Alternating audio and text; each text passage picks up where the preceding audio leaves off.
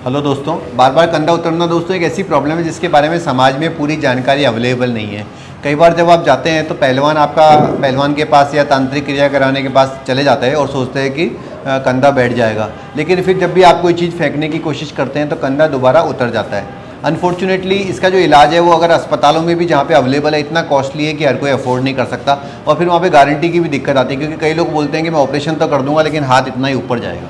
तो पेशेंट को इतना डर लगता है कि वो सोचता है कि मैं इसकी बजाय तो घर पे बैठा हूँ वही ठीक है।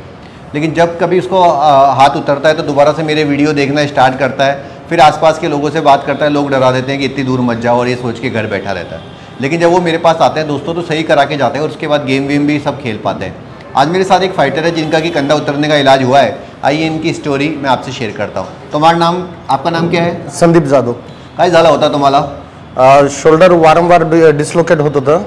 18 वर्षापासून होतं आणि जवळपास 25 ते 26 वेळेस डिस्लोकेट झालेलं त्यांनी. तिकडे दाखवला होता का? दाखवलं होतं सर तिथं, पण ते तात्पुरतं त्यांनी बसवत होते शोल्डर, आणि पुन्हा काही दिवसांना पुन्हा रिपीट होत होतं त्याचं. तर ती गोष्टीचं काही परमानेंट ट्रीटमेंट आहे अशा तुम्ही ते? हां, तिथं काही डॉक्टरांना मी कन्सल्ट केलं होतं, तर त्यांनी संपर्क केल्यानंतर त्यांनी सांगितलं ऑपरेट होईल पण ऑपरेटची गॅरंटी नाही, आणि हात जे तुमचा शोल्डरच्या वरती जाणार नाही म्हटले. आणि गॅरंटी वाटली होती, भीती वाटली होती. माझ्यासाठी गोष्टी तुम्ही कशाला घेतली होती, म्हणजे इन्फॉर्मेशन? सर मग मी यूट्यूब पाहता वेळेस सरांचं विषय मला माहिती झालं. मग त्यावेळेस त्याच्यामध्ये पाहिले, अनेक व्हिडिओज वगैरे कंटिन्यू पाहत राहिलो. त्याच्यामध्ये बघितलं शोल्डरचं परमनंट सोल्युशन आहे, सगळं आहे. मग नंतर इथं आपल्या हॉस्पिटलला कॉन्टॅक्ट केलं. मग त्याच्यातून आम्हाला कळालं गॅरंटेड इथं इलाज होतो आणि बाहेरपेक्षा खूप स्वस्त होतो. बाहेर ज्या इलाजासाठी 2.5-3 लाख रुपये मागितले जातात त्याच्या एकदम म्हणजे सरकारी दवाखान्याच्या खर्चापेक्षाही कमी खर्चामध्ये इथं होतो. ऑपरेशनचा एक्सपिरियन्स कशाला झाला होता तुम्हाला, म्हणजे काही त्रास होडा काही?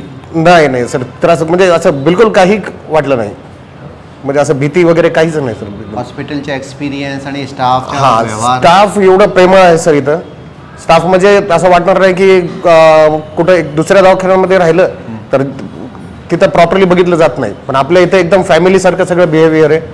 आणि पुन्हा सर आपलं तर काही विषयच नाही, देवाप्रमाणे आता, आणि स्टाफसुद्धा खूप छान आहे सर.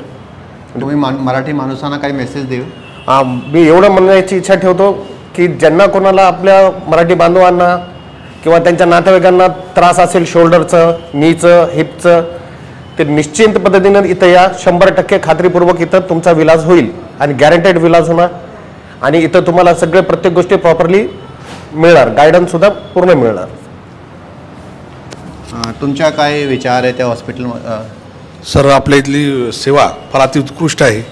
आपण तर काम करतोच अतिउत्कृष्टपणे, पण आपला स्टाफ पण खूप उत्कृष्टपणे सेवा देतो. मी आता नातेवाईक म्हणून आलो याच्यासोबत, सर्व अनुभव पाहिला. या अनुभव पाहिल्यानंतर अतिउत्कृष्ट हॉस्पिटल आपलं जयपूरमध्ये आहे. नांदेडमध्ये तुमच्या जे हॉस्पिटल आहे ते काय सर्व्हिस देतात तिकडे? आमच्याकडे सर्व्हिस आहे सर. सगळं हॉस्पिटलचं नाव काय? रेणुकाई मल्टी स्पेशालिटी हॉस्पिटलमध्ये मी ॲडमिनिस्ट्रेशनचं काम पाहतो, आणि माझ्या मित्राने ते यूट्यूबवर आपलं सर्व पाहिलं. त्यानंतर मी पण ते तुमच्या सगळ्या रील पाहिल्या. त्यानंतर आम्हाला वाटले खरं तुमच्यापाशी चांगला इलाज होईल.